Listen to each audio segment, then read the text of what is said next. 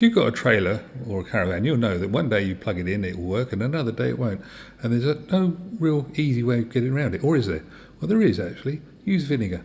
Vinegar is often used for cleaning coins and stuff, and that's what I'm going to do here. But it's not going to be a coin. It's actually, look, what I've done is I've stuffed into the end of the connector some kitchen towel, and I've poured vinegar on it. Now, this one I've left overnight. But when it comes out, it'll be less corroded. Now, if you haven't got much corrosion in the first place, that's great. This had been stood for 9 months, and everything was green. It was just after the COVID, so everything was green. And now you can see it's actually sort of, well, metally coloured. Thing is, put a bit of that, put a bit of vinegar onto the receptacle as well, and plug it in, and it worked. So that worked fine, and it's almost guaranteed, and it won't do you any harm. Thing is, if you've decided to use vinegar and you've got a problem with it, all you've got to do is wash it off afterwards. It's not going to hurt you, and it's not really going to hurt the car or the vehicle that it's attached to.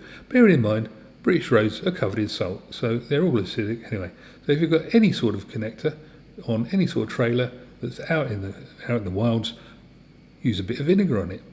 Doesn't do any harm, won't cost you a fortune either. Just make sure you rinse it off afterwards if you need to, if it's going to go in the store. If it's out in the British weather, it won't matter because it'll get rinsed off anyway. That's the way to do it. Catch you another time. Cheers. Bye-bye.